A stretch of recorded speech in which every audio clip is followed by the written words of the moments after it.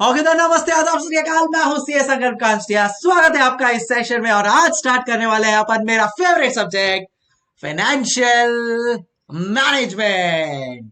सो अभी just batch start हुआ, उसके पहले मैं लाइव वालों से बात कर रहा था कि भाई मुझे लाइफ में दो ही चीजें आती है और दो ही चीजों पे मैंने प्रैक्टिकली काम किया है। एक कॉस्टिंग और दूसरा एफएम। सो इंटर में भी मैं कॉस्टिंग एफएम पढ़ाता हूं, सीए फाइनल में भी मैं कॉस्टिंग एफएम पढ़ाता हूं। तो फाइनल में उसका नाम है strategic cost management performance measurement and final में फाइनेंशियल मैनेजमेंट का नाम है एडवांस फाइनेंशियल मैनेजमेंट। और इंटर में जो सब्जेक्ट्स है वो है कॉस्टिंग एंड एफएम। सो ये दोनों चीजें चल रही है। वाह, thank you so much Harshani. तो बहुत अच्छा लग रहा है आप लोग सब लोग को देख के। First session, I we all excited? नहीं भाई अर्नव, हमारे को यही दो चीजें आती है, इंजीनियरिंग नहीं आती है। चलो ग्रेट। सो स्टार्ट करते हैं आज का सेशन गाइस। बहुत ही इंटरेस्टिंग सब्जेक्ट है ये। Again full chance to score maximum marks and बस यही मेरा मोटो रहेगा दैट वो जो 150 मार्क्स है ना आपके, वो 150 मार्क्स में से मेरी इच्छा है कि मैं आपको पूरे 150 दिलवा ही दूं। बस मेहनत उतनी करेंगे, आप भी मैं भी। बाकी तो as we say that we'll do our best, God will take care of the rest, right? So again अपने बारे में क्या कहूं, तुम लोग वैसे तो कॉस्टिंग में काफी लोग हो तो पता होगा, बट फिर भी by profession I am a chartered accountant and company secretary. And मैंने जब अपना सीए का एग्जाम क्वालिफाई किया था, the first job that I did was of asset management and financial due diligence। जी हाँ, तो आपको जो सब्जेक्ट पढ़ा रहा हूं वो मैंने प्रैक्टिकली 4 साल काम किया है और मैं फॉर्चुनेट था that I got a job with world's biggest financial services company and that is JP Morgan. जी हाँ, वहां पे मैंने 4 साल काम किया as a senior financial analyst and बस वही एक एक्सपीरियंस है जो आप लोग के साथ मैं शेयर करते करते this subject will become very very interesting। so JP Morgan की एक स्टोरी है, मैं आप लोग के साथ शेयर करना चाहूंगा। मेरी पर्सनल स्टोरी है इंटरव्यू की एंड कैसे मेरे को जेपी मॉर्गन में जॉब मिला। आपको क्या लगता है कि चलो देखो क्या हुआ था, मैं आपको बताता हूँ। सो probably I was 21 years of age, 21 and years and some months, and I was already a chartered accountant, I was already a company secretary। तो मेरा CA CS हो गया था दोनों complete by the age of 21 and something। तो 22 ले लो। तो academically काफी अच्छा था। born and brought up Mumbai and मेरा कॉलेज भी नरसी मुंजी college which is like you can say Maharashtra top college में आता है। वहां से मेरी कॉलेज की पढ़ाई हुई थी। सो अकेडमिकली मैं काफी स्ट्रांग था, मेरा रिज्यूमे भी काफी स्ट्रांग बना था। तो ऑब्वियसली सीए बनने के बाद सब लोग जॉब ढूंढते हैं, मैं भी जॉब ढूंढ रहा था। सीए निकल गया था first attempt, CS first attempt मेरा। सीएस तो मेरा टीवाई बीकॉम के एग्जाम क्लियर करने के पहले I was already a company secretary. So by that age मेरा दोनों हो गया था। तो अब ऑब्वियसली मैं जॉब ढूंढ रहा था एंड जॉब के लिए मैंने काफी सारी जगह पे रिज्यूमेज मेरे पुटअप किए। आज भी मुझे डेट याद है, 9th ऑफ फेब्रुवरी को मेरे को कॉल आया जेपी मॉर्गन से और उन्होंने कहा कि I am calling from the HR department of JP Morgan, can I speak to CA Sankalp Kanstiya. कितना अच्छा लगता है ना ये सुन के, नाम के आगे सीए। यस, तो can I speak to CA Sankalp Kanstiya. तो मैंने बोला यस स्पीकिंग। तो उन्होंने बोला कि sir I am the HR of JP Morgan and we have got your resume, would you want to come to our firm for our interview. मैं बोला अरे would you want to come क्या, ये तो हमारा ड्रीम था, ये तो ड्रीम कम ट्रू होने वाला है ऐसा। तो मैंने बोला yes yes definitely I will be there at your place. कब आना इंटरव्यू के लिए बताइए। तो उन्होंने बोला sir your first round of interview will be after 2 days। तो 11th फेब को मेरा फर्स्ट इंटरव्यू था और उन्होंने बोला कि your first round of interview will be after 2 days 11th Feb at 4 PM। मैंने बोला okay ma'am I will be there. जो एचआर थे उनको मैंने बोला कि okay I will be there. Any guesses मेरे टोटल कितने राउंड्स ऑफ इंटरव्यू हुए होंगे? एनी गेसेस बोलो। फर्स्ट राउंड के लिए तो कॉल आ गया, फर्स्ट राउंड में भी हो जाते लोग, उसको टाइम भी लगता है। जेपी मॉर्गन जो वर्ल्ड की इतनी बड़ी कंपनी है, कितने मेरे राउंड्स ऑफ इंटरव्यू होंगे? Any guesses? Come on, let's see, क्या लगता है आपको? ओके, पलक ने कहा है 5, सौम्या बोल रही है 4, हर्षमीत बोल रहा है 3, अर्नव हवा में तीर चला रहा है बोल रहा है 15। अबे 15 राउंड ऑफ इंटरव्यू देते रहूंगा तो काम करूंगा या जिंदगी भर इंटरव्यू देते रहूंगा एक ही जगह पे? Okay, so well, the correct answer is there were 6 rounds of interview. Unfortunately आप लोग में से किसी ने भी 6 नहीं बोला है। 1 2 3 4 5 7, सोचो, 7 बोल दिया है, 5 बोल दिया है, बट किसी ने 6 नहीं बोला। And the correct answer is there were in all 6 rounds of interview. 6 round pass करने के बाद फाइनली उन्होंने मुझे थप्पा दिया और बोला कि हाँ भाई, तुम जेपी मॉर्गन में काम कर सकते हो। ठीक है, अच्छी बात है। अब क्या हुआ मेरे साथ इंटरव्यू में वो आपको बता। तो 11 फरवरी की बात है, इवनिंग 4 PM, एंड या इवनिंग 4 PM मैं पहुंच गया एकदम मस्त। और एचआर टीम थी, एचआर ह्यूमन रिसोर्सेज, बहुत अच्छे लोग होते हैं। तो उन्होंने मेरा इंटरव्यू लेना चालू किया। एचआर वाले है ना, अच्छे लोग होते हैं। वो लोग ज्यादा टेक्निकल नहीं पूछते, वो लोग पूछते हैं कि आपने सीए कब कंप्लीट किया, आपके घर पे कौन रहता है, आपके फ्यूचर प्लान्स क्या है, आपको अब्रॉड शिफ्ट होना पड़ा तो चलेगा क्या। तो सबका मैंने जवाब दिया, and it was very smooth. उन्होंने बोला सर आपका कल सेकेंड राउंड ऑफ इंटरव्यू है विद सीनियर एचआर। बोला ठीक है भाई, अच्छी बात है। तो मैं सेकेंड डे पे आ गया। 12 फरवरी को भी मैं गया।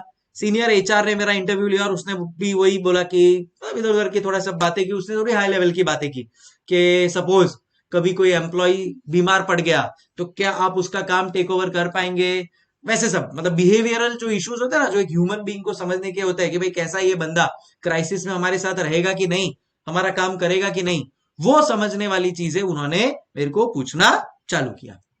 तो सीनियर एचआर के साथ वो उसने मुझे एक दो केसेस दिया कि सपोज कभी आग लग गई कंपनी में तो पहले आप जूनियर्स को निकालोगे, आप खुद भागोगे, वो सब चीजें उन्होंने पूछा। काफी मैंने अच्छी तरह से आंसर दिया and he was like okay very good. अब 2 दिन बाद, विच इज वैलेंटाइंस डे 14 फरवरी को, आपका मीटिंग आपकी गर्लफ्रेंड के साथ नहीं होगा, हमारे कंपनी के वाइस प्रेसिडेंट एंड जो डिपार्टमेंट में आप ज्वाइन होने वाले, एसेट मैनेजमेंट डिपार्टमेंट, उसके हेड ऑफ डिपार्टमेंट के साथ होगा। मैंने बोला कौन है ये लोग? तो vice president was, I think from IIM से उन्होंने MBA किया हुआ था, प्लस अ चार्टर्ड अकाउंटेंट। जो HOD थे, he was also a chartered accountant come CFA। मैं बोला सही है, ये एकदम टेक्निकल राउंड होगा।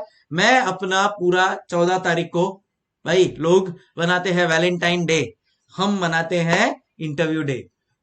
मैं 14 फरवरी को गया एकदम, मतलब अपनी जितनी भी बुक्स थी सारी बुक पढ़ ली। मतलब ये जो मॉड्यूल था ना, ये मॉड्यूल इंस्टीट्यूट का मॉड्यूल जो होता है ना, ये इंस्टीट्यूट का मॉड्यूल मतलब मैंने समझ लो ऐसे चाट लिया और एकदम अपने दिमाग में भेजे में फिट कर दिया। बोला कि भाई पूछने दो अब इसको जो क्वेश्चन पूछना है। गया मैं। अब उन्होंने मुझे पूछा कि भाई देखो आपको क्या रोल चाहिए, ये मुझे एचआर ने पूछ के रखा था पहले भी, आपको क्या डिपार्टमेंट चाहिए एंड ऑल ऑफ दैट। तो मैंने बोला सर मेरे को ना इन्वेस्टमेंट बैंकिंग में जाना है। तुम लोग ने ये वर्ड सुना है investment banking? By any chance सुना है तुम लोग ने इन्वेस्टमेंट बैंकिंग? तो वो टाइम पे मैं भी ऑलमोस्ट तुम्हारे जितना था, थोड़ा तुमसे 2-3 साल बड़ा होऊंगा, 21-22 साल का था मैं। तो वो टाइम पे सुना था इन्वेस्टमेंट बैंकिंग क्या होता है। बस इतना पता था कि यार ऐसा जॉब है जहां पे अगर कोई बंदा घुस जाए तो उसको 20-25 लाख सालाना मिल सकता है। जी हाँ, 20 to 25 lakh rupees is what he can earn. तो I was really really excited for it. मैं बोला कि सर मेरे को भी इन्वेस्टमेंट बैंकिंग में ही जाना है। ठीक है, तो अब मेरा इंटरव्यू राउंड चालू हुआ। मैं था vice president of the company, HOD head of department of the company, and senior manager of the senior HR of the company। तो ये 3 लोग मेरा इंटरव्यू ले रहे थे। तो सीनियर एचआर तो ऐसे ही बैठा था, मेन वो तो इंटरव्यू मेरा ले चुका था। अब HOD और VP ने मेरा रिज्यूमे गो थ्रू किया। ठीक है, अज्यूम करो ये मेरा रिज्यूमे है।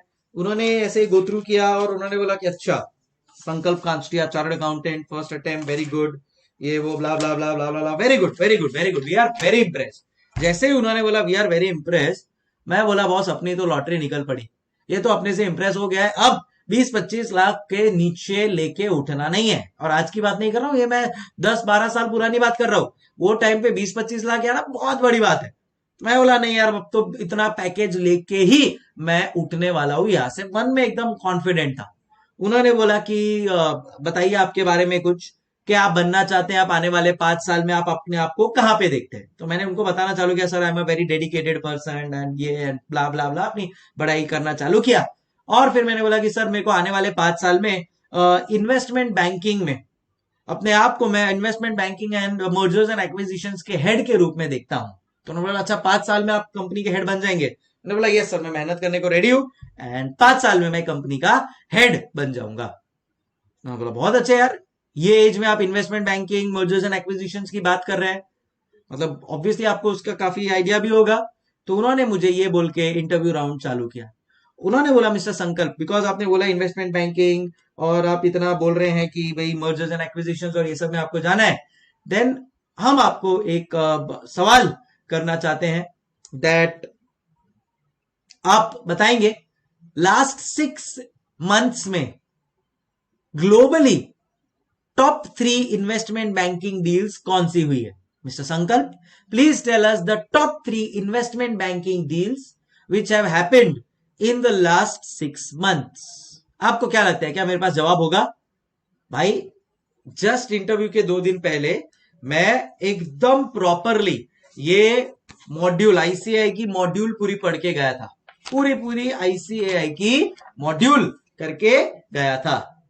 तब ऑब्वियसली मेरे पास तो कोई क्लूज नहीं था, तब मेरे पास तो ऑब्वियसली कोई भी क्लूज था ही नहीं कि मार्केट में इन्वेस्टमेंट बैंकिंग डील्स के बारे में क्या चल रहा है। क्या लगता है आपको, क्या जवाब दिया होगा? मैंने थोड़ा इधर उधर बोलने का ट्राई किया, बट वो जो सामने बैठे थे वो तो बड़े एक्सपीरियंस लोग थे। उन्होंने बोला क्या क्या बोल रहा है, व्हाट आर यू सेइंग? और मैंने 2-3 मिनट ब्लफ किया और उसके बाद बोला सर मुझे आइडिया नहीं है सर, ध्यान नहीं आ रहा है। उसने बोला अच्छा आइडिया नहीं है, पर तू तो बोला तेरा तो इन्वेस्टमेंट बैंकिंग और मर्जर्स एंड एक्विजिशन में इंटरेस्ट है, तो इंटरेस्ट है तो पता होना चाहिए ना तेरे को। बोला, हाँ सर बट नहीं आइडिया सर, थोड़ा टच में नहीं हूं। मैं बोला okay no problem no problem. फिर उन्होंने बोला चलो will ask you second question, I am sure तुम लोग सेकंड क्वेश्चन का आंसर दे देगा। उन्होंने पूछा second question is this, tell us the ballpark of the investment banking deals that have happened in the last 6 months. अब deal क्या हुआ है वो ही नहीं पता है। दूसरा उन्होंने वर्ड यूज किया ball park of the deal. क्या आपको पता है बॉल पार्क का मतलब क्या होता है? आप में से किसी को भी पता है बॉल पार्क का मतलब क्या होता है? जैसे आपको नहीं पता है, हाल मेरा भी वही था, क्योंकि मैं भी मॉड्यूल पढ़ के गया था और मॉड्यूल पे कहीं पे भी इंस्टीट्यूट ने बॉल पार्क का मतलब नहीं लिखा था, तो मुझे भी कोई आइडिया नहीं था कि बॉल पार्क का मतलब क्या होता है। तो जब मुझे क्वेश्चन ही नहीं समझा तो उसका आंसर देना तो बहुत दूर दूर का बात है। मैं बोला सर बॉल पार्क, मैं बोला yes what was the ball park of the deal. बोला sir I have no idea sir. मतलब लिटरली मेरे पसीने छूटने लग गए। बॉल को पाक करना, हाँ मतलब मेरे दिमाग में यही सब चीजें चल रही थी, बॉल पाक मतलब बॉल को पाक करना। तो भाई साहब मैं बोला कि गया भाई, ये जॉब तो गया। 20-25 लाख छोड़ भाई, 2-2.5 लाख भी नहीं देंगे तेरे को तो 2 क्वेश्चन का कोई जवाब नहीं दे पाया है तू। उन्होंने बोला okay okay no problem, you are not able to answer this question also, will ask you the next question. मैं बोला यस सर पूछो। मतलब मेरा मन तो कर रहा था कि बोल दूं कि सर मुझे निकलना है यहाँ से, सर मेरे को नहीं देना इंटरव्यू, बट उन्होंने बोला ठीक है no problem, will ask you the third question. उन्होंने मुझे थर्ड क्वेश्चन पूछा, okay tell us who were the lead running managers, who were the lead running managers of the top 3 deals in India. अरे भाई कौन सा deal हुआ है नहीं पता है, बॉल पार्क क्या है नहीं पता है, लीड रनिंग मैनेजर्स कहां से पता होगा इस नादान को। और मैंने बोला कि sir frankly speaking I have no idea what you are asking me. भाई हम तो मॉड्यूल और ये सब पढ़ के आगे गए थे, हमको क्या पता था कि तुम आउट ऑफ सिलेबस क्वेश्चन पूछने वाले हो। उन्होंने बोला अरे मिस्टर संकल्प यू तो just told that you have so much interest in investment banking and mergers and acquisition, then you should know this no. बोला यस सर बट, मतलब जो आदमी अभी तक इतना हवा में था, क्लाउड 9 पे था, अब पहले क्वेश्चन और दूसरे क्वेश्चन के बाद वो जमीन पे गिर गया और अब तो हालत ये है कि वो जमीन के भी अंदर चले गया है। भाई लिटरली मेरे वो सीनियर एचआर को देखा, उसने मेरा मुंह देखा इतना छोटा हो गया है, उसने बोला mister Shankar it's okay don't worry. मैं बोला what don't worry, can I quit the interview? बोला अरे no no sir, it's okay, stay comfortable. ऐसा वो सीनियर एचआर, मतलब अच्छे लोग होते हैं एचआर वाले, ये अपने सीए और एमबीए जैसे नहीं होते इतने स्ट्रिक्ट कि भाई पसीना दिलवा दे मेरा। एंड मेरी हालत खराब, literally I can still recall that day. उस दिन, वो दिन आज भी मुझे अच्छी तरह से याद है। एंड जेन्युइनली हुआ था, मतलब आपकी कसम, जेन्युइनली मेरे साथ यही हालत हुआ था। मैं अपनी क्यों मारूंगा वरना यार। तो अब मुझे लगा, ये तो समझ में आ गया दिल में कि भाई अपना कट गया है, मतलब अपना यहाँ पे तो नहीं होने वाला है, ये बात तो कंफर्म है। इस कंपनी में तो, इस डिपार्टमेंट में तो नहीं होने वाला है। मैंने बोला ठीक है नो प्रॉब्लम, बट मैं बोला कि भाई इंटरव्यू से जाने तो दो। साला 3 क्वेश्चन देगा, पहला पे इज्जत का फालूदा, दूसरे पे और गया, तीसरे पे तो मतलब वो लोग ने पूरा मतलब मेरे को निचोड़ दिया, खत्म ही कर दिया। मतलब क्या करूं, ठीक है भाई जो पूछ रहे हो पूछो। फिर उन्होंने वापस से मेरा रिज्यूमे लिया। उन्होंने बोला कि भाई मुझे लगा देख रहे हैं कि सच्ची में इस आदमी को सीए का डिग्री मिला है क्या, कहीं इंस्टीट्यूट को फोन करके बोलना दे कि भाई इससे सीए का डिग्री ले लो। मतलब लिटरली उस दिन 3 क्वेश्चन के बाद तो मुझे अपने आप के सीए होने पे डाउट हो गया। मैं बोला भाई मैं हूं ना सीए, मतलब भाई लिटरली। तो ठीक है, अब हुआ सो हुआ। आगे उन्होंने वापस से मेरा रिज्यूमे गो थ्रू किया। उन्होंने बोला अच्छा, फिर उन्होंने बोला अच्छा व्हाट इज योर, तीसरे में रबड़ी फालूदा, सच्ची में वही हाल होता है, रबड़ी का नाम मत ले, बॉल का नाम मत ले भाई तू प्लीज। तो 3 क्वेश्चन हो गए। अब उन्होंने वापस से मेरा सीवी गो थ्रू किया, जैसा मैं बोल रहा था। उन्होंने बोला कि अच्छा your resume looks impressive but okay tell us something about your hobbies. अब मैं आपको एक बात बताता हूँ, जब रिज्यूमे बनाते हैं ना, आप लोग भी आज से कुछ साल बाद बनाओगे, तो हॉबीज है ना कोई डालता नहीं है इज्जत से। मतलब वो तो पुराना किसी का कॉपी पेस्ट किया हुआ होता है, वही कॉपी पेस्ट मैंने भी किया था। कौन हॉबीज सच्ची में लिखता है यार। कोइंसिडेंटली उधर हॉबीज लिखा था playing cricket, listening to music और रीडिंग बुक्स। और कोइंसिडेंटली तीनों मेरी हॉबीज थी। मेरे को एक्चुअली क्रिकेट खेलना बहुत पसंद है, बुक्स रीड करना बहुत पसंद है, और म्यूजिक गाने सुनना बहुत पसंद है। तो वो मैं बोला चलो भाई ये 3 ही चीजें अच्छा है। उसने बोला अच्छा अच्छा अच्छा अच्छा ऐसा है। बोला यस सर। उसने बोला कि ठीक है playing cricket is your hobby, तो क्रिकेट से रिलेटेड क्वेश्चन पूछू? मैं बोला यस सर पूछिए। तो उन्होंने मुझे क्रिकेट से रिलेटेड क्वेश्चन पूछा। उन्होंने बोला कि सपोज बॉलर ने बॉल डाला, बैट्समैन से छूट गया, कीपर से छूट गया, और कीपर के पीछे एक हेलमेट रखा है, हेलमेट को जाके बॉल लगा, तो क्या होगा बता, कितना रन मिलेगा या क्या होगा, चल बता। ये क्वेश्चन उन्होंने मुझे पूछा। क्या लगता है क्या इसका आंसर है, और क्या मैं इसका जवाब दे पाया कि नहीं, क्या लगता है?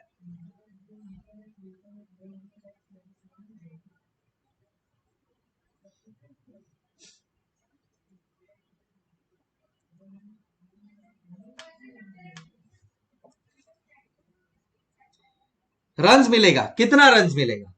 रन तो काउंट होगा ही, कितना? अर्नव ने कहा है 5, वैसे ही मैंने भी इतना इमीडिएटली बोला सर 5 रन्स। उन्होंने बोला absolutely correct answer. And actually मुझे सही जवाब पता था, and it was 5 runs. Wicket keeper को नहीं लगा, विकेट कीपर से भी छूट गया, सबसे छूट गया, और विकेट कीपर के पीछे हेलमेट रखा था, उसको जाके लगता है ना तो 5 रन मिलते हैं। और मैंने एकदम इमीडिएटली आंसर दिया सर 5 रन्स। अच्छा, उन्होंने बोला कि वाह, हमने जब तुझे इन्वेस्टमेंट बैंकिंग का क्वेश्चन पूछा तो तेरे पास जवाब नहीं है, और ये क्रिकेट का इतना जल्दी तूने जवाब दे दिया। तू यहाँ पे क्रिकेट का इंटरव्यू देने आया या मर्जर्स एंड एक्विजिशंस का? मैं बोला साला आंसर दो तो भी प्रॉब्लम, ना दो तो भी प्रॉब्लम। मैं जैसे ही आंसर दिया इतना खुश हुआ कि हाँ कुछ तो आया मेरे को। बट फिर ये लोग ने तो वापस बोल दिया कि अरे इसका आंसर क्यों दिया। अरे यार मैं बोला ये क्या बात है। फिर उन्होंने बोला ठीक है सर, हाँ मैं भी जा सकता हूँ फिर तो जेपी मॉर्गन में। सुन अभी पूरा इंटरव्यू बाकी है मेरी जान, सुन। फिर नहीं जॉब पक्की कैसे, वो तो मेरे को ऐसा बोलने लगे, बोले तेरे को इसका जवाब क्यों आया, मतलब तेरा ध्यान इधर उधर एक्स्ट्रा करिकुलर में, तेरा ध्यान मर्जर्स एंड एक्विजिशन में है ही नहीं। बोला यार अभी क्या बोलूं। फिर उन्होंने वापस से मेरा सीवी लिया। वापस उन्होंने बोला अच्छा हॉबी प्लेइंग क्रिकेट, देखा वो तो। अच्छा reading books is also your hobby? मैं बोला yes sir reading books is also my hobby. तो उन्होंने बोला लास्ट कौन सा बुक रीड किया है उसके बारे में बता। कोइंसिडेंटली मैंने एक बुक रीड किया था जिसका आज की तारीख में मूवी भी बन चुका है, 2 स्टेट्स, सुना है तुम लोग ने? तो मैंने 2 स्टेट्स करके मूवी है वो, वो मूवी का बुक है 2 स्टेट्स, चेतन भगत का।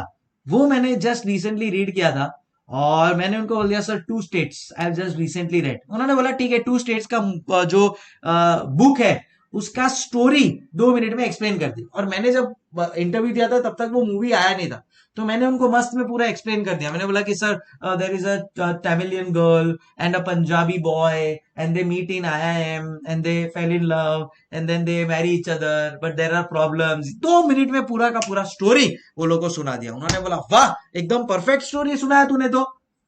बोला यस सर थैंक यू, खुशी से बोला। उन्होंने बोला बट इतना परफेक्ट आंसर तू मर्जर्स एंड एक्विजिशन और इन्वेस्टमेंट बैंकिंग के लिए क्यों नहीं दे रहा है जिसका तेरे को जॉब चाहिए। मैं बोला यार ये क्या खुफिया पत्ती है भाई, ये मैं कहा आ गया, कोई मुझे बचाओ। समझ रहे हो तुम लोग, ऐसा लिटरली हालत यार, जवाब दो तो भी प्रॉब्लम, ना दो तो भी प्रॉब्लम। तो भाई साहब मेरी हालत हो गई टाई टाई फिश। मैंने बोला आंसर दू के नहीं दू, दे रहा हूं तो भी तकलीफ, नहीं दे रहा हूं तो भी तकलीफ, चल क्या रहा है। लिटरली वो इंटरव्यू में कभी नहीं भूलूंगा। बोला यार ये चल क्या रहा है भाई, आंसर देने पे भी दुख है, आंसर ना देने पे भी दुख है, ये दुख का ही खत्म नहीं होता। ओह माय गॉड, चढ़ा रहे फिर उतार रहे, सही बोल रहा है यार, मतलब लेजिट मेरा हालत वही था। फिर उन्होंने बोला कि अच्छा ठीक है चलो, तो तेरे को एक्स्ट्रा करिकुलर के बारे में तो पता है। बोला यस सर। फिर उन्होंने बोला कि ठीक है now we are going to start our technical round. तो मैंने बोला कि सर तो अभी तक आपने टेक्निकल राउंड स्टार्ट नहीं किया। उन्होंने बोला नहीं, वो तो तेरा जो फर्स्ट 3 क्वेश्चन है ना उसका आंसर तू नहीं दे पाएगा, हमको पता था। वो तो हम लोग भी टेस्ट कर रहे थे तेरे को कि तू इतना जो हवा में उड़ रहा है, तेरे को थोड़ा जमीन पे लाना जरूरी है। हम भी कभी तेरे सीट पे बैठे थे तो हमको पता है आदमी कितना हवा में रहता है। मैं बोला वाह सर वाह। फिर उन्होंने मुझे कुछ टेक्निकल क्वेश्चंस पूछना चालू किया। उन्होंने एक क्वेश्चन पूछा अकाउंटिंग स्टैंडर्ड से रिलेटेड, AS19 लीजेस और AS22 डिफर टैक्स के बारे में उन्होंने पूछा। एकदम मस्त पिटपैट मैंने आंसर दे दिया। क्यों? क्योंकि AS19 और AS22 तो मॉड्यूल में है और मॉड्यूल तो पढ़कर ही गया था मैं। फिर उन्होंने पूछा NPV net present value IRR का क्या डिफरेंस है एंड ऑल ऑफ दैट, वो भी आंसर एकदम परफेक्टली दे दिया क्योंकि वो भी मॉड्यूल का क्वेश्चन है और बॉस तुम्हारा भाई मॉड्यूल तो पढ़ के गया था बराबर से।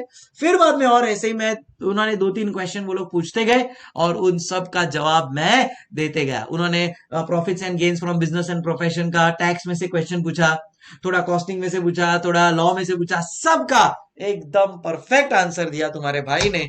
और उन्होंने बोला यस ये हम लोग को चाहिए था कि चलो टेक्निकली तू साउंड है। हाश थैंक गॉड, जान में जान आई। मतलब लिटरली मेरे को तो लग रहा था भाई गया आज का तो इंटरव्यू और गया JP मॉर्गन का ड्रीम। बट देखते रहे तुम लोग कैसे वो लोग खेलते हैं। हाँ अब यही वो 2-3 क्वेश्चन से मैं डाउन हो जाता और बोलता मेरे को बाहर निकलना, निकल जाता तो कभी पता ही नहीं चलता कि यार टेक्निकल सही भी जा सकता है। तो मैंने फिर बोला भाई thank you so much god for helping me. And उन्होंने बोला you are now selected for the next round of interview. ऐसे ही मैंने 4th राउंड दिया, 5th राउंड दिया, finally 6th round was with the executive director of the company. उसने भी कुछ क्वेश्चंस पूछे जैसे what is the difference between internal auditor and statutory auditor, and उसके अलावा भी कुछ थोड़े बहुत उन्होंने क्वेश्चंस पूछे and I was able to answer it and finally my dream came true and मैं JP मॉर्गन में सिलेक्ट हो गया। मैंने सीधा जाके वो हेड ऑफ डिपार्टमेंट को पूछा कि सर मेरा इंटरव्यू तो इतना खराब गया था, आपने मुझे कैसे सिलेक्ट किया। उसने बोला उस दिन तेरे को बताया ना, तेरा वो इंटरव्यू हम लोग ने जानबूझ के इतना टेक्निकल और इतना डिफिकल्ट बनाया ताकि हम लोग तेरे को पहले जमीन पे ला सके। बाकी जब तो तेरे को एक्चुअली हम लोग को भी पता है यार तू फ्रेशर है तो तेरे को मार्केट का नॉलेज नहीं है, तो तू जो बुकिश नॉलेज है वो जब हमने तेरे को पूछा तो you are able to answer it और वही हमको चाहिए था। हमको पता है तेरे पास एक्सटर्नल नॉलेज था भी नहीं। बट उस दिन मैंने ठान लिया, उस दिन मेरे HOD ने बोला कि बट देख सुन, अब तू चार्टर्ड अकाउंटेंट बन चुका है, now it is not a thing that अभी तेरे को इंस्टीट्यूट का एग्जाम देना है और उसमें जो सिलेबस में है वही पूछा है वही आएगा। आज के बाद तू क्लाइंट को फेस करने वाला है और क्लाइंट जैसा बोलेगा, जो क्वेश्चन पूछेगा उसका तेरे को जवाब देना पड़ेगा। क्या तू उस चीज के लिए रेडी है? मैं बोला नहीं सर। तो उसने बोला आज से एक ओथ ले ले कि एवरी डे इकोनॉमिक टाइम्स पढ़ेगा एंड अपने आप का जो मार्केट का नॉलेज है उसको भी स्ट्रांग करेगा। तो उस दिन की बात है, आज से 12 साल पहले की, और आज की बात है। मुझे नहीं लगता है मेरा एक भी दिन इस न्यूज़पेपर को पढ़े बिना गया है। जी हाँ, और मैं आपको बता रहा हूं शायद आप लोगों के लिए अर्ली डेज है, बट मैं मेरे हर एक स्टूडेंट से चाहता हूं कि वो इस न्यूज़पेपर के बारे में एटलीस्ट थोड़ी जानकारी रखे। देखो, मैं तो अच्छा था, मेरे नसीब अच्छे थे कि वो टाइम पे मेरे साथ इतने ज्यादा लोग सीए में क्लियर नहीं हुए थे और मेरे को वो जॉब मिल गया। बट आज का तारीख बहुत कॉम्पिटिटिव है, और अगर आप कॉम्पिटिटिवली अप्रोच नहीं करोगे, आपको मार्केट से ज्यादा नॉलेज नहीं होगा। अब देखो, हर कोई वो मॉड्यूल का नॉलेज तो दे देगा इंटरव्यू में, बट अगर आप ये इकोनॉमिक टाइम्स का भी नॉलेज दे पाए ना, तब समझेगा कि हाँ, इस बंदे में दम है और हमको इसको अपॉइंट करना चाहिए। क्या बोलते हो, मानते हो कि नहीं? और इसलिए मैं चाहता हूं कि आज से फाइनेंशियल मैनेजमेंट का तुम्हारा बेस मैं इतना स्ट्रांग रखूं कि बॉस, जब तुम सीए फाइनल में पहुंचो और जब चार्टर्ड अकाउंटेंट बन जाओ, तब तुम एक ऐसे फाइनेंस एक्सपर्ट के तौर पे निकलो कि दुनिया बोले कि यस यार, ये बंदा तो मुझे चाहिए मेरे उसके लिए। और फाइनेंस के जॉब्स के में इतना पैसा है ना, मैं आपको क्या बताऊं। मतलब अगर आप investment banking asset management division में जाते हैं, आपका minimum starting salary 20 to 25 lakh होगा ही होगा, बेयर मिनिमम। और एंड ऑफ द डे आप और मैं सब पैसे के लिए ही जी रहे हैं, अपने को पैसा ही चाहिए, इसी के लिए अपन सीए कर रहे हैं।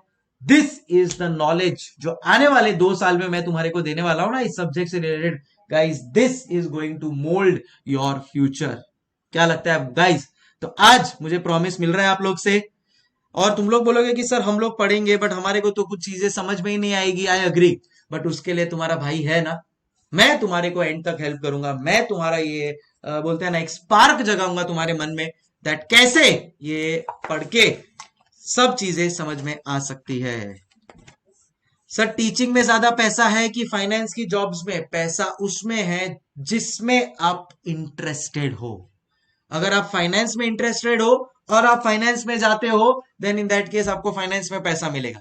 अगर आप टीचिंग में इंटरेस्टेड हो और टीचिंग में जाते हो, आपको टीचिंग में पैसा मिलेगा। एक कहावत है, एक है ना, माइंड ट्री करके एक कंपनी है। उस माइंड ट्री कंपनी का एक मुलाजिम था, एक एम्प्लॉय था। वो क्या करता था पता है? मतलब वो कंपनी में झाड़ू का काम करता था, बट अदर देन दैट उसके अंदर मेन काम क्या था पता है? जो कोई किसी का भी डेथ हो जाता है ना, तो वो जाता था, वो डेड बॉडी उठाता था और शमशान में लेके जाता था। यही उसका मेन काम था। बट इतना उस काम में वो आगे बढ़ गया कि कहीं पे भी उनके पूरे एरिया में कहीं पे भी किसी का डेथ होता था, दे यूज टू कॉल हिम। वो ही आता था, जाता था, सब लेके प्रॉपरली कंप्लीट कर देता था। तो भाई, डेड बॉडी उठाने वाला भी जब अपने काम को शिद्दत से करता है ना, तो उसमें भी वो एक्सपर्ट बन जाता है। तो फाइनेंस फील्ड हो, टीचिंग फील्ड हो या कोई भी फील्ड हो, आपको अपने फील्ड में एक्सपर्ट बनना है and you should like what you are doing. फिर बाद में यस, दुनिया आपकी है, जीत आपकी है। समझ रहे आप? राइट हर्षमित जी? सो बात है कि आपको किस चीज में इंटरेस्ट है, वो चीज आप करना है। बाकी तो क्या ही बताए। टीचिंग में तो देखो, ज्यादा पैसा तो है नहीं, आप मेरे को देख ही रहे हो। देखो, दाढ़ी बनाने का भी मेरे पास पैसा नहीं है, टाइम नहीं है। तो ना टाइम है ना पैसा है, बट एक समाज सेवा है, हम कर रहे हैं, हम समाज सेवा है कि नहीं? तो टीचिंग वालों को तो क्या ही बोले हम, बेचारे गरीब लोग हैं हम तो। ठीक है, 2 वक्त की रोटी आ जाती है आपके फीस से, हम खुश है, बहुत खुश है उससे, बस और कुछ नहीं चाहिए हमारे।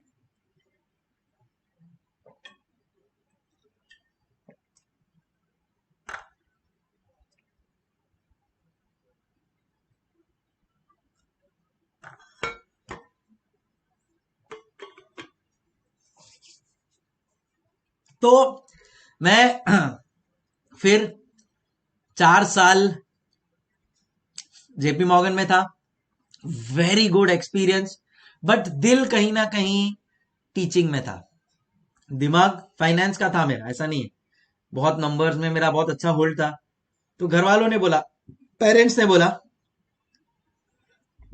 3 वक्त की नहीं, बस 2 वक्त की रोटी मिल जाती है, तीसरे वक्त का कुछ चाय का बंदोबस्त हो जाए तो हम तो उसमें खुश हो जाते हैं पलक जी। तो घर वालों ने बोला, पापा ने बोला कि यार बेटा देख, अभी तूने सीएसीएस की डिग्री ली है, सीधा टीचिंग करेगा, उससे अच्छा क्यों ना तू पहले थोड़ा जॉब एक्सपीरियंस, मार्केट का एक्सपीरियंस ले ले। और थोड़ा मार्केट का एक्सपीरियंस लेके जब तू पढ़ाएगा तो तेरे स्टूडेंट्स को भी समझने में मजा आएगा। 3 वक्त की रोटी प्लस डेजर्ट आता होगा। अरे डेजर्ट क्या होता है? हमारे को तो एक ही चीज पता है, डेजर्ट मतलब रेगिस्तान। डेजर्ट कुछ और भी होता है क्या? मुझे तो नहीं पता।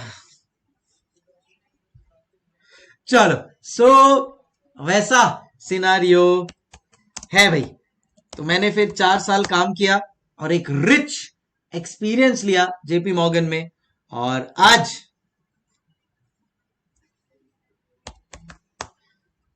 आप लोग के सामने हूं एंड पढ़ा रहा हूं मैं काफी टाइम से।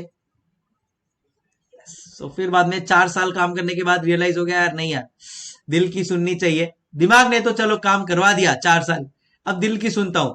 और फिर टीचिंग फील्ड में आया और आप जैसे प्यारे प्यारे बच्चों का, नन्हे मुन्ने बच्चों का इतना सपोर्ट मिला दैट चल गई। अब तो है चल पड़ी अपनी ये नाव है, ऐसा। हाँ, रबड़ी फालूदा सुना है, कभी खाया नहीं यार। हम गरीब लोग यार, हमारे को थोड़ी ये सब नसीब में मिलता है। आइए मीना, आइए आइए अंजलि जी, आइए, बहुत बहुत स्वागत है आपका। बादल पे पाव है, अब छूटा गाँव है। चल, सो ये थी कुछ हमारी कहानी, जेपी मॉर्गन की कहानी, हमारी जुबानी। चलो, सो वैसा सीन है। एंड देन फिर बाद में बहुत मजा आया काम करने में वहां पे, बहुत अच्छे लोगों से मिला, बहुत कुछ सीखा, एंड सब चल रहा है अच्छा सब। Yes. तो क्या लगता है आपको, क्या होगा इस चैप्टर में? सर प्रैक्टिस में सीए को सब फील्ड्स का नॉलेज होता है क्या? मेजरली ऑडिट और टैक्स का नॉलेज होता है उनको। मेजरली ऑडिट और टैक्स का नॉलेज काफी अच्छा होता है उनका, वैसा है। चलो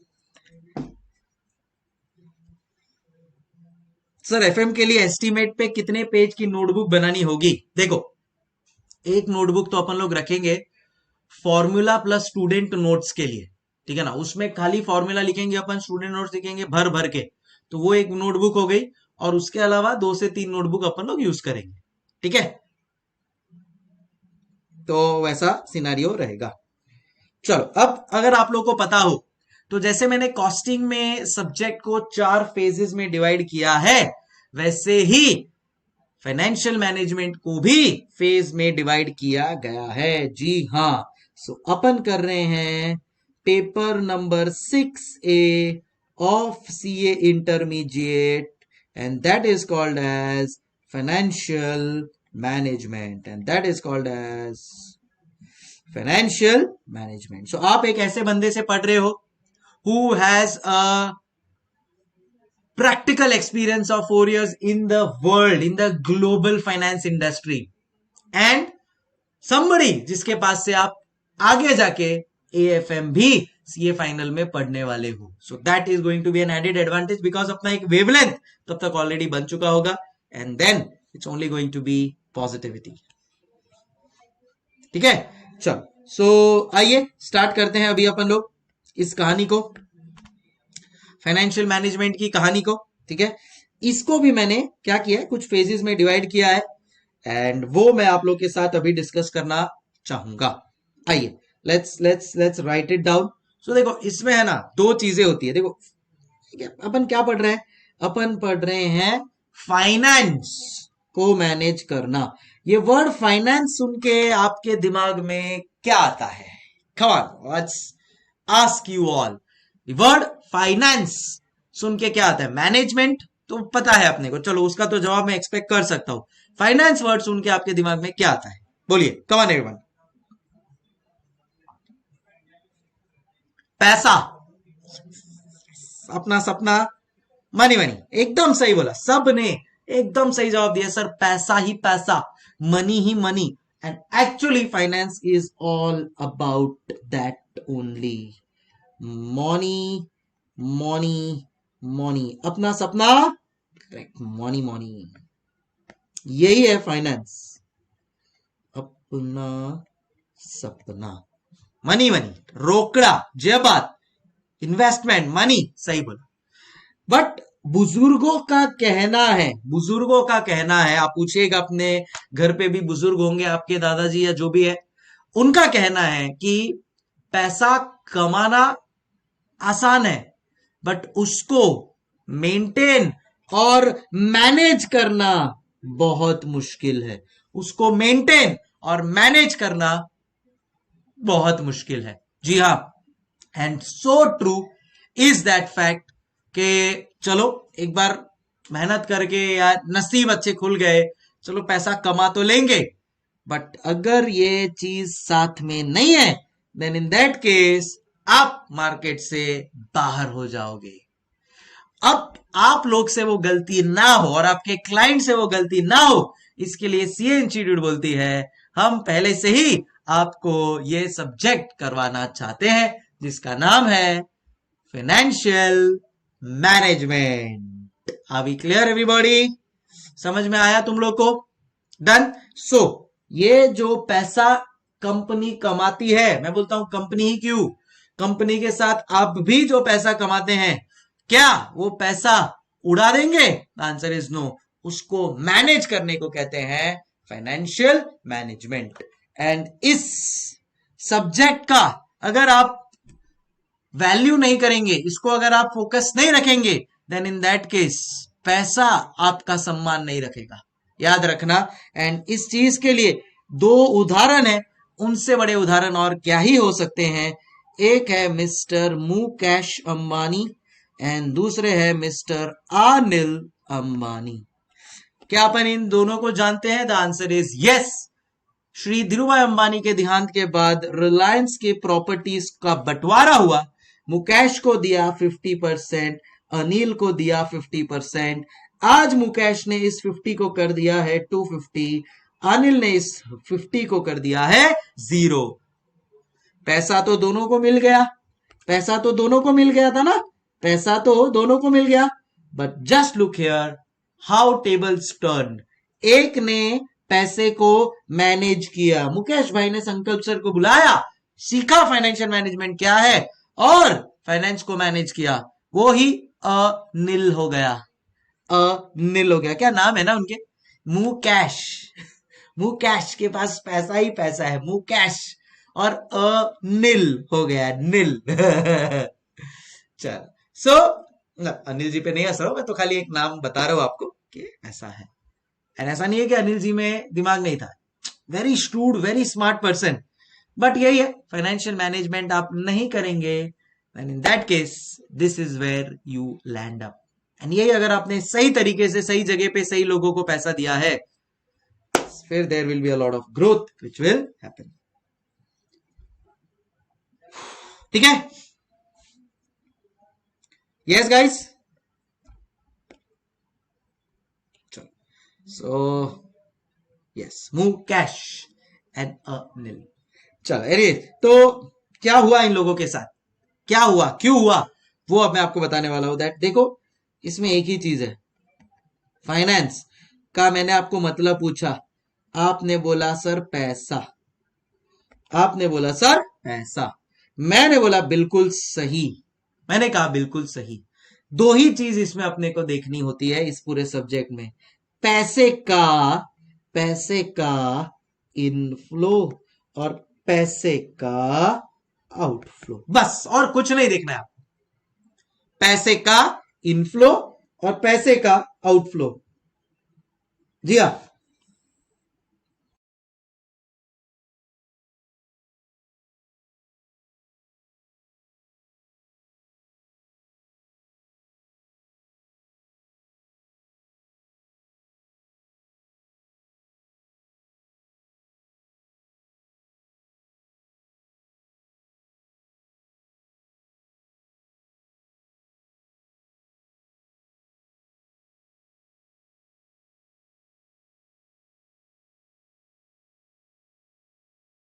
यस। सो पैसे का इनफ्लो तो हो जाएगा, बट अगर अगर ये इनफ्लो के बाद आउटफ्लो को प्रॉपरली मैनेज नहीं किया, अनिल भाई जैसा, अनिल भाई ने का यही प्रॉब्लम हुआ, उन्होंने इनफ्लो तो आने दिया, वो तो ले लिया 50% जायदाद में हिस्सा, बट उसके बाद आउटफ्लो को वो मैनेज नहीं कर पाए और आज दिवालिया जैसी हालत है, मतलब बैंकरप्सी के वर्ज पे है वो। और वही मुकेश भाई बढ़ते जा रहे हैं। बट अब आने वाला जनरेशन, मुकेश भाई के बाद अनंत भाई और क्या नाम है उसका, उसके भाई का नाम क्या, आकाश अंबानी, अनंत अंबानी, ईशा अंबानी, ये लोग के पास भी अभी आने वाला है पूरा का पूरा सत्ता। अब ये लोग कैसे उसको मैनेज करते हैं, ये लोग मेरे पास क्लास के आएंगे लिए आएंगे कि नहीं, मुकेश भाई जैसे, देखते हैं भाई। आ गए अपने लिए क्लास के बाद तो अपन उनका मैनेज करवा देंगे, टेंशन की बात नहीं है।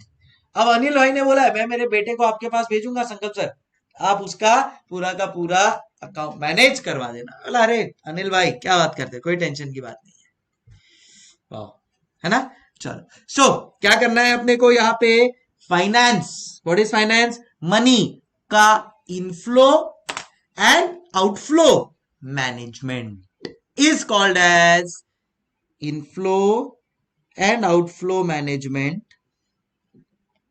इनफ्लो किसका, मनी का, आउटफ्लो किसका, मनी का, इन दोनों के मैनेजमेंट को कहते हैं, करेक्ट, फाइनेंशियल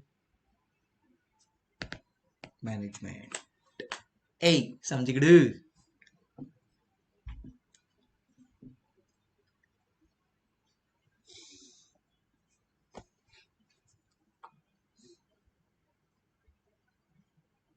डन गाइस,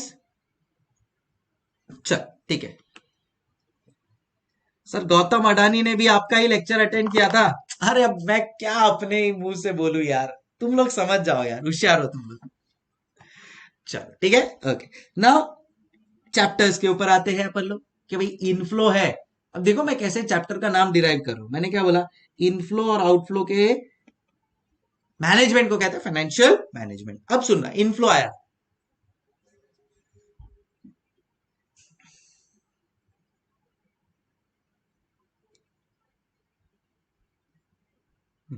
अब क्या बोला, इनफ्लो आया। इनफ्लो कहां से आएगा, ऊपर से गिरेगा पैसा, क्या लगता है आपको, चलो बताओ, आपको क्या लगता है पैसा ऊपर से गिरने वाला है? ये जो मुकेश अंबानी ने इतना, जियो है, जियो, रिलायंस जियो, 50,000 करोड़ का इन्वेस्टमेंट है, कहां से आया, बोलो कहां से आया? So that basically is called as sources of capital, sources of capital, जी हाँ। एंड ये जो सोर्स है, ये सोर्स कौन से हैं, ये आप मुझे बताएंगे। सोर्सेज मतलब इनफ्लो कौन से है, ये आया कहां से पैसा? तो भाई रिलायंस जियो में पैसा तो वो आज कमा रहा है, प्रॉफिट तो वो आज कमा रहा है, बट प्रॉफिट तो बाद की बात है, उसके पहले मेरे को फैक्ट्री सेटअप करना पड़ेगा। फैक्ट्री सेटअप करने के लिए कहां से पैसा आएगा? सौम्या आप बोल रहे हो अर्निंग, बट अर्निंग के पहले मुझे फैक्ट्री सेटअप करना पड़ेगा, तो फैक्ट्री सेटअप करने के लिए पैसा कहां से आएगा? Sources of capital. क्या है वो, क्या है वो आप लोग मुझे बताओगे। Bank loan, very good. और कोई सोर्स जिससे पैसा कमा सकता हूं, पैसा मिल सकता है मेरे को, कमा नहीं सकता बट पैसा जिससे मैं जुगाड़ कर सकता हूं, पैसा मिल सकता है जिससे मेरे को,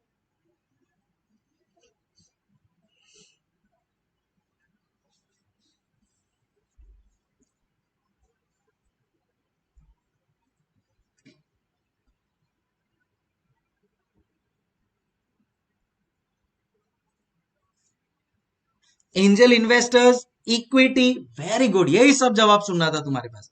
इनहेरिट किया कुछ, हराम का पैसा खाएगा अरोड़ा जी। चलो सो इनहेरिट आप करोगे तो कितना ही करोगे यार, बट मार्केट में इनहेरिटेंस के पैसे से नहीं रखते, वो तो आप साइड पे रखते हो एज अ सिक्योरिटी।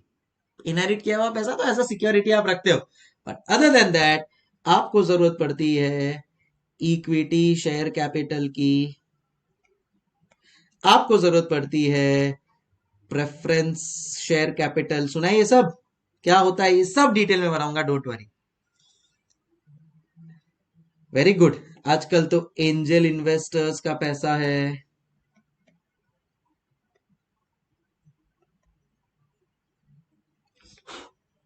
करेक्ट।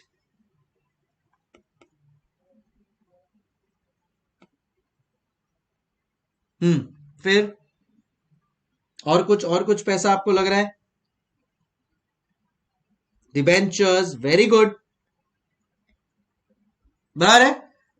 अब सुनो ध्यान से सुनना, कह रहा है इससे मेरे को पैसे की जरूरत है, इनफ्लो की जरूरत है, तो मेरे पास ये जरिए है सोर्सेज ऑफ कैपिटल लाने के, equity share capital, angel investors, preference share capital, debentures, किसी ने बोला है बॉन्ड्स, क्या बात है, ये सारा जो पैसा है, अब मेरे को चाहिए टोटल 10,000 रुपए, मेरे को चाहिए 10,000 रुपए। मैंने कहा ये 10,000 रुपए मैं कहां से लाऊं, मैंने कहा ये 10,000 रुपए मैं कहां से लाऊं, तो मेरे पास चार ये है, तो अब क्या करूं, 2,500 इक्विटी शेयर कैपिटल, 2,500 ये, 2,500 ये, 2,500 ये, या 2,000 2,000 4,000 4,000 ऐसा करूं, क्या करूं, वो डिसीजन जो लेना होता है ना, उसको कहते हैं फॉर्मिंग अ कैपिटल स्ट्रक्चर। तो सोर्स ऑफ कैपिटल तो पता चल गया, बट कौन से कैपिटल से कितना पैसा जनरेट करना है, क्या बोला,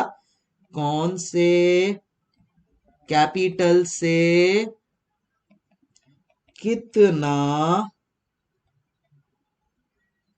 सोर्स ऑफ फंड जनरेट करना है इज कॉल्ड, अपना फर्स्ट चैप्टर जिसका नाम है कैपिटल स्ट्रक्चर। ऐसा फर्स्ट चैप्टर ऐसा नहीं बोलूंगा, बट मैं आपको बोलूंगा कि एक चैप्टर का नाम है कैपिटल स्ट्रक्चर। ए समझ गए, क्या क्या क्या कनेक्शन समझ रहे हो, क्या कनेक्शन समझ रहे हो, कनेक्शन समझ रहे हो, देखो क्या है, क्या कौन सा सब्जेक्ट का नाम क्या है, फाइनेंशियल मैनेजमेंट। चलो पहले वर्ड को उठाते हैं, फाइनेंस, फाइनेंस क्या है, पैसा, और कुछ नहीं है फाइनेंस, मैं बोल रहा हूं हार्ड कोर पैसा। तो पैसा आता भी है जाता भी है, बुजुर्गों ने कहा है आ तो जाएगा, बट उसको जो प्रॉपरली मैनेज करेगा वही मुकद्दर का सिकंदर कहलाएगा। तो इनफ्लो और आउटफ्लो को बैलेंस करना, मैनेज करना, उसको कहते हैं, उस चिड़िया का नाम है फाइनेंशियल मैनेजमेंट। और उसमें मैंने बोला कि चलो भाई पहले इनफ्लो की बात करते हैं। तो इनफ्लो की जब मैंने बात की तो मैंने बोला सर क्या क्या जरिए है मेरे पास वो इनफ्लो जनरेट करने का, तो मेरे पास जरिया equity, preference, angel investors, debentures, bonds etcetera. But ये सब जगह से अगर मैं पैसा जनरेट करता हूं तो कितना किसमें से लू, पूरा का पूरा 10,000 equity, 5,000 equity, 5,000 debt, 2,000 equity, 2,000 debt, 2,000 angel investor, वो जो डिसीजन है उस डिसीजन को क्या कहते हैं, capital structure decision, and that is your chapter name. ए समझ में आया चैप्टर क्या है, क्या होने वाला है इस चैप्टर में,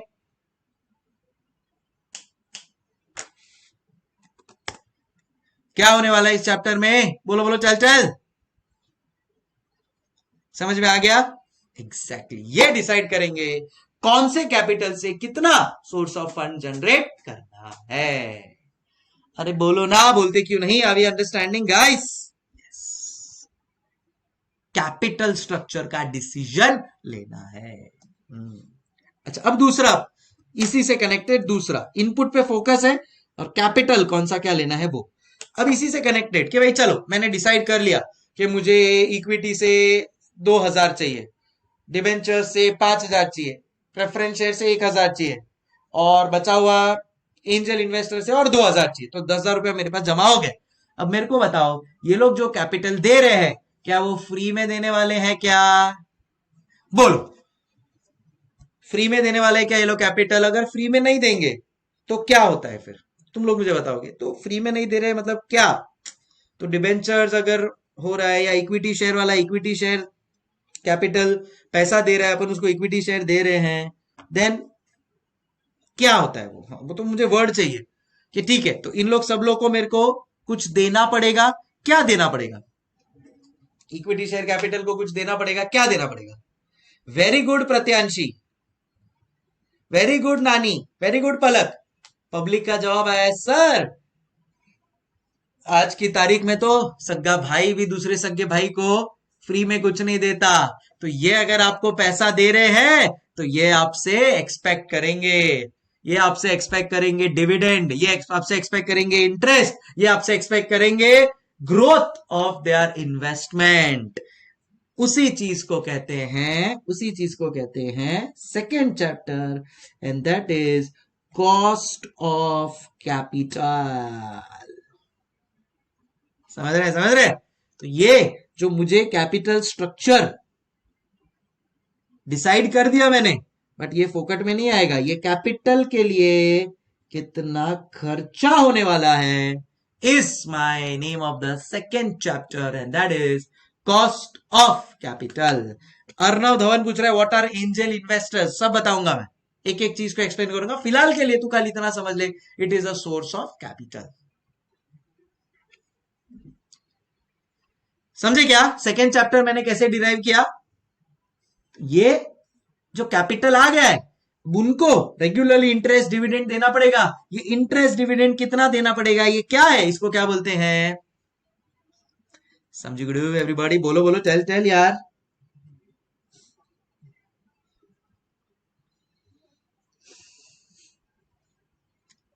ठीक है, चलो अब इन सब का मेरे ओवरऑल प्रॉफिटेबिलिटी के ऊपर, यू कैन से इन सब का ओवरऑल मेरे वेल्थ के ऊपर क्या इंपैक्ट आ रहा है, मेरे एक्सपेंसेस के ऊपर क्या इंपैक्ट आ रहा है, उसको कहते हैं कि भाई चलो कैपिटल तो आ गया, कॉस्ट भी निकाल लिया। अब इन सब की वजह से मेरे पूरे ओवरऑल पीएनएल और इसके ऊपर क्या इंपैक्ट आ रहा है, उसको कहते हैं लेवरेजेस। क्या कहते हैं उसको? लेवरेजेस। मतलब मालूम है लेवरेज का मतलब होता है एक पुली। जैसे वो हैंडपंप देखा है, गदर में हैंडपंप होता है, तो वो हैंडपंप को कैसे बने, ऐसे ऐसे करते हैं तो पानी निकलता है।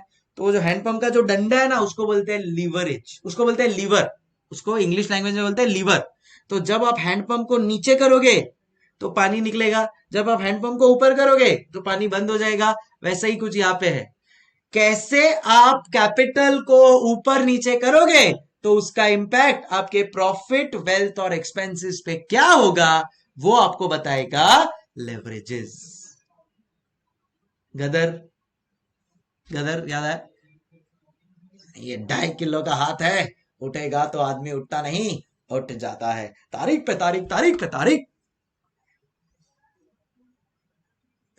तो उधर वो जो हैंड पंप का वो जो होता है ना डंडा, उसको बोलते हैं लीवर। तो हैंड पंप के डंडे को नीचे करो, पानी चालू, ऊपर करो, पानी बंद। तो आपको क्या करना है? पानी चाहिए, पानी नहीं चाहिए, लीवर के ऊपर डिपेंड करता है आपको। वैसे ही प्रॉफिट बढ़ाना है, वेल्थ कम, एक्सपेंस कम करना है, वेल्थ बढ़ाना है, क्या करना है? लीवरेज यूज करो। कैसा लगा कनेक्शन? बोलो चल समझ में आया? चैप्टर नंबर 3 का नाम याद रहेगा? तीनों चैप्टर याद रहेंगे। ये पूरा बनता है आपका एक फेज जिसको बोलते हैं फाइनेंसिंग डिसीजन। ये है आपका एक फेज, ये बनता है आपका एक फेज जिसको कहते हैं फाइनेंसिंग डिसीजन फेज। कि पैसा कहां से जुगाड़ करेंगे,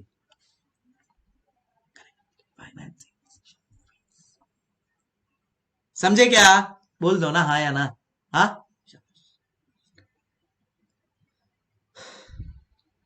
डन। सो चलो ये फेज समझ में आ गया, कनेक्शन भी समझ में आ गया। खुद से अपन लोग पूरा इधर तक जो भी है समझ में आ गया, खुद से दिमाग लगा के कर पाएंगे अपन, ये पूरा बना पाओगे? डन। अब कहानी को और आगे बढ़ाता हूं। अब कहानी को और आगे बढ़ाता हूं। अब आते हैं दूसरे फेज के ऊपर, फेज 2 के ऊपर। तो ये जो फेज था ना, ये इनपुट वाला फेज था, पैसा आ रहा है। अब थोड़ा समझते हैं आउटपुट वाले फेज को कि भाई पैसा जा रहा है, आउटफ्लो, इनफ्लो आउटफ्लो ले लेते हैं इसको।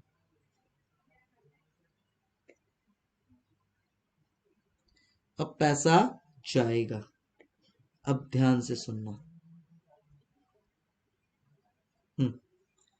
अब सुनो, कैपिटल स्ट्रक्चर डिसीजन से पैसा आ गया है, जो भी उनका कॉस्ट है उनको उनका कॉस्ट अपन दे देंगे। लेवरेज के हिसाब से मैंने अपना प्रॉफिट वेल्थ भी, एक्सपेंस कम कर दिया, प्रॉफिट वेल्थ भी अच्छा कर दिया है। अब मुझे धंधा करना है, अब मेरे पास एक प्रोजेक्ट आया है, ये प्रोजेक्ट में मैं इन्वेस्ट करूं कि नहीं करूं, ये प्रोजेक्ट में मैं इन्वेस्ट करूं कि नहीं करूं, वो जो डिसीजन है, वो जो डिसीजन है जो कंपनी को लेना पड़ता है, that is your next chapter and that is called as capital budgeting. ठीक है, और इसको प्यार से प्रोजेक्ट इन्वेस्टमेंट डिसीजन भी कहा जाता है कि भाई एक प्रोजेक्ट में इन्वेस्ट करने लायक है या नहीं, एक प्रोजेक्ट में इन्वेस्ट करने लायक है या नहीं। इसी का एक और सब पार्ट हुआ करता था इन योर इंटर, जिसका नाम है risk analysis in capital, in कैपबज, risk analysis in capital budgeting. आपको पता है इसको क्या कर दिया, इसको ट्रांसफर कर दिया, transfer to CA final, no more in inter. जी हाँ, तो डन, साइड पे। तो अभी फिलहाल अपने को प्रोजेक्ट, अभी पैसा आया है, पैसे को आउटफ्लो प्रोजेक्ट में इन्वेस्ट करना है, बट प्रोजेक्ट में इन्वेस्ट करके क्या उतना रिटर्न मिल रहा है क्या, वो कौन बताएगा, प्रोजेक्ट इन्वेस्टमेंट डिसीजन, जिसका नाम क्या है चैप्टर का नाम, कैपिटल बजटिंग। समझ में आया? अब चलो कैपिटल बजटिंग करके डिसाइड कर लिया मैंने कि कौन से प्रोजेक्ट में इन्वेस्ट करना है। हाँ, एक तो कम हुआ बट उधर बढ़ गया तो अब कैपिटल बजटिंग कर लिया, प्रोजेक्ट बहुत अच्छा चला, हमने बोला कैपिटल बजटिंग करके कि इसमें इन्वेस्ट करना, इन्वेस्ट किया और अब बहुत सारा पैसा आ गया। अब जब कंपनी के पास बहुत सारा पैसा आ जाता है तो वो क्या करती है, अपने इक्विटी शेयर होल्डर को दे देती है, राइट। तो वो इक्विटी शेयर होल्डर को देना है, अपने पास रखना है, कुछ टाइम बाद देना है, देना ही नहीं है, वो कौन डिसाइड करता है, उसको कहते हैं डिविडेंड डिसीजन, जो आप लोग का नेक्स्ट चैप्टर है, डिविडेंड डिसीजन। एंड चलो भाई, अब इतना बड़ा प्रोजेक्ट मैनेज कर लिया है, पैसा आ गया है, डिविडेंड जब जितना देना है वो अपन दे सकते हैं, कोई प्रॉब्लम नहीं है, ठीक है। अब जैसे बड़ी बड़ी कंपनीज है, एप्पल है, माइक्रोसॉफ्ट है, ये लोग इतना इजीली डिविडेंड नहीं देती है, ये लोग बोलती है हमारे पास जो पैसा आया है ना, हम उसको री इन्वेस्ट करके और अच्छा कुछ बड़ा करेंगे।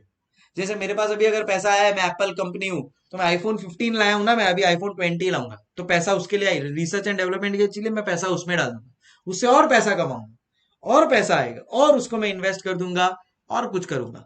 फिर फाइनली मुझे लगा चलो अभी मेरे पास और कुछ जगह नहीं है इन्वेस्ट करने के लिए, तो मैं डिविडेंड देके बात खत्म। सो एक डिसीजन लेना पड़ता है, डिविडेंड देना है नहीं देना है, कब देना है, कितना देना है, ये बताएगा। And next chapter of this phase is called as, देखो ये सब ठीक है, बट अगर डेली बेसिस पे आपके पास आपका मैनेज करने के लिए, समझो फॉर एग्जांपल मैं आपको बोलता हूं कि मैं आपको, आपके पास दो ऑप्शन है, या तो मैं आपको 10 करोड़ का घर देता हूं जिसको आप बेच नहीं सकते, या 10 करोड़ रुपया कैश देता हूं, आप क्या लोगे? ऐसा सोचो, आपके पास एक पैसा भी नहीं है, आपके पास दुनिया में एक पैसा भी नहीं है, मैं आपको दो ऑप्शन देता हूं,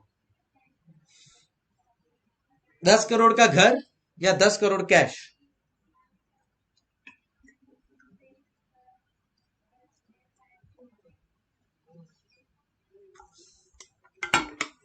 सबने बोला है सर 10 करोड़ कैश लेंगे, उसमें से 6 करोड़ का घर ले लेंगे, पर 4 करोड़ एवरीडे घर के खर्चे के लिए भी तो चाहिए। सर 10 करोड़ का घर तो ले लिया, बट उसको चलाने के लिए अगर पैसा ही नहीं होगा तो फायदा क्या?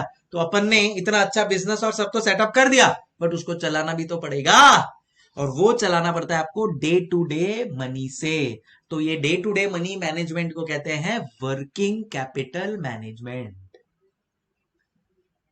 तो नेक्स्ट चैप्टर का नाम क्या है? Working capital management,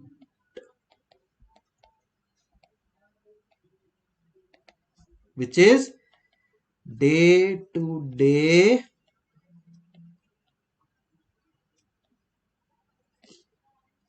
management of capital.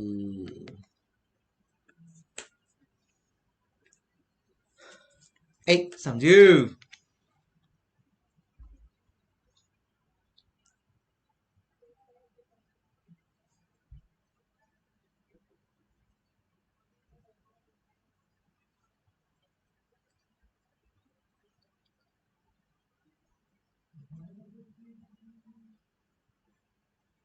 Done. चलो, सो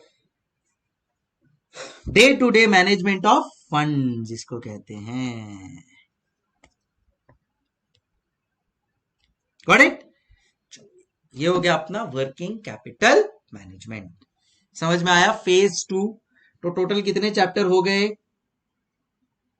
पहला चैप्टर, दूसरा चैप्टर, तीसरा चैप्टर, क्या बात है, चौथा चैप्टर, पांचवा चैप्टर। जितना इजीली सर आप लिख रहे हो उतना इजीली हो भी जाएगा। अरे 100% हो जाएगा। अब ये वर्किंग कैपिटल मैनेजमेंट में और बाइफर्केशन है, रिसीवेबल मैनेजमेंट है, कैश मैनेजमेंट है, देखेंगे। बट अभी के लिए ये 6 चैप्टर। अभी क्लियर एवरीबॉडी? क्या ये आपको समझ में आ गया? बोलो यार। डन। ओके, ये हो गया मेरा फेज 2। अब आ जाते हैं अपन लोग, फेज 3 पे। अब भाई, मुझे अगर किसी कंपनी में इन्वेस्ट करना है तो उसके लिए मुझे क्या करना पड़ेगा? And that is called as ratio analysis. Ratio analysis helps to analyze a company's financial position. A company's financial position. So ratio analysis से क्या होता है? कंपनी का फाइनेंशियल पोजीशन के बारे में पता चलता है। बॉस सही कर रही है कि नहीं कंपनी? मालूम पड़ा बहुत सारा डेट ले लिया, लोन ले लिया और अर्निंग इनकम ही नहीं है, तो अपन तो गए। तो ये सब अपने को कौन बताएगा? Ratio analysis. प्लस इसके साथ है 2 थ्योरी चैप्टर्स। 2 थ्योरी चैप्टर्स बहुत ही इजी से चैप्टर्स है, so you don't have to worry at all. क्या है ये 3 थ्योरी चैप्टर? पहला है आपका scope and objective of financial management, and दूसरा टाइप्स ऑफ फाइनेंसिंग।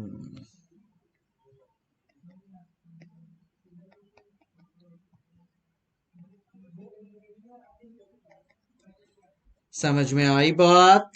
तो टोटल कितने चैप्टर्स हो गए? 6। फिर 7, 8 एंड 9। सर ये रेशियो वाला चैप्टर 12th में भी था? वही वाला। सर एफएम में भी थियरी है? हाँ भाई, 7 चैप्टर प्रैक्टिकल है तो 2 चैप्टर थियरी है भाई, करना पड़ेगा। 10 मार्क थियरी भी आएगा एग्जाम में, बोल देता हूं मैं। और ये सब को मैनेज करने के लिए, जी हाँ, आपको मिलेगी हमारी बुक जिसका नाम है ऑप्टिमाइज। प्लस इसमें भी अपने को फोकस करना है एमसीक्यू पे।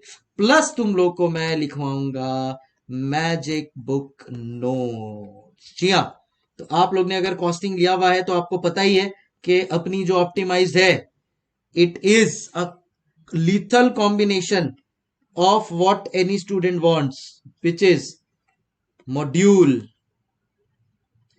MTPs, RTPs, past papers, एक जगह जब जमा हो सारे, module, RTP, MTP, past papers. Yes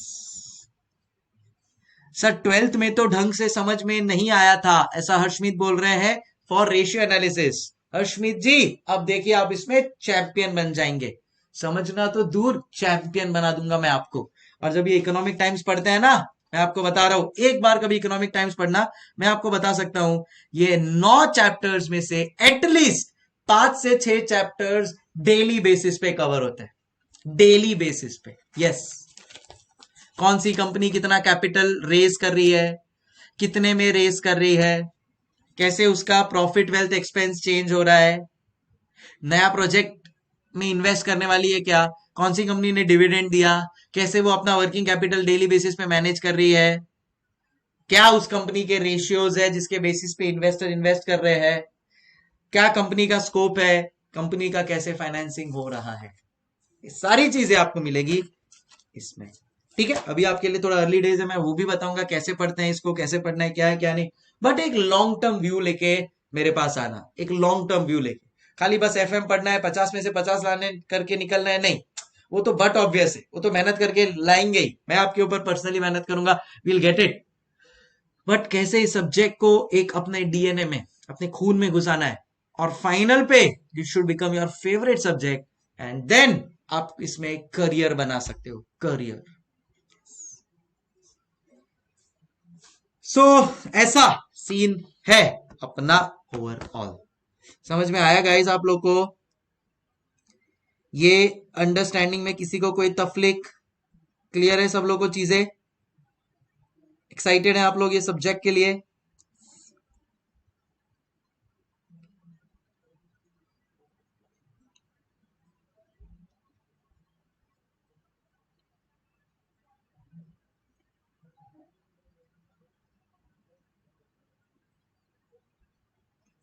done, awesome.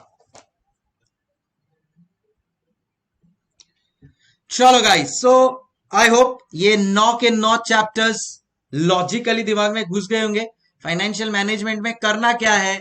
पैसे के ऊपर फोकस। अरे भाई, वही तो अपना सपना है, उसी के लिए तो हम ये डिग्री लेने आए हैं, ताकि पैसा कमा सके, बहुत सारा पैसा कमा सके। और इतना सारा पैसा जो अपन लोग कमा रहेंगे अपना सपना मनी कर करके, उसको मैनेज करना है। वो मैनेज करने के लिए हमारे पास ये सब्जेक्ट है जो सर सिखाने वाले हैं। पहला हमारा चैप्टर आया सोर्सेज ऑफ कैपिटल। जितना भी पैसा आएगा उससे हमारा कैपिटल स्ट्रक्चर डिसाइड होगा। वो कैपिटल स्ट्रक्चर के बेसिस पे मुझे कितना खर्चा लग रहा है वो कैपिटल को लाने के लिए, वो पता चलेगा, और फिर उसके बेस पे मैं प्रॉफिट वेल्थ एक्सपेंसेस को ऊपर नीचे कैसे करना है वो डिसाइड करूंगा यूजिंग लेवरेजेस। फिर आएगा मेरा प्रोजेक्ट से रिलेटेड डिसीजन, कैपिटल बजटिंग। अब बहुत सारा पैसा आ गया है, रखू कहीं और इन्वेस्ट करूं, डिविडेंड के फॉर्म में दे दूं, डिविडेंड डिसीजन। रोज एवरीडे डेली ऑपरेशनल वर्क के लिए भी तो पैसा चाहिए, working capital management. And then कोई भी कंपनी में मेरे को इन्वेस्ट करना है तो कैसे डिसीजन लू इन्वेस्टमेंट का, ratio analysis. And finally 2 theory chapters, scope and objective of financial management and types of financing. Okay okay okay, चलो इसी के साथ सेशन को एंड करते हैं guys. Had a great time with all of you, very excited now to take this journey ahead. And मैं बता रहा हूं बहुत मजा आने वाला है आपको ये सब्जेक्ट करने में। एंड यस, आपका फेवरेट बना दूंगा, क्योंकि आगे जाके फाइनल में भी ये 100 मार्क्स के लिए आने वाला है। तब मुझे और आप लोग का, बोलते हैं ना, एक एक्साइटमेंट चाहिए। बाकी इसको भी थोड़ा मैं ध्यान में रख के आप लोग को बताते रहूंगा क्या यहाँ पे चल रहा है क्या नहीं, सो दैट आप इससे भी कनेक्टेड रहे। सब्जेक्ट से कनेक्टेड तो रहेंगे ही, बाकी सारी चीजें तो अपन करने ही रहेंगे। ठीक है, चलो टाइम फॉर वीडियो से hasta la vista guys, thank you so much for being such a great audience, keep smiling, take care, bye bye।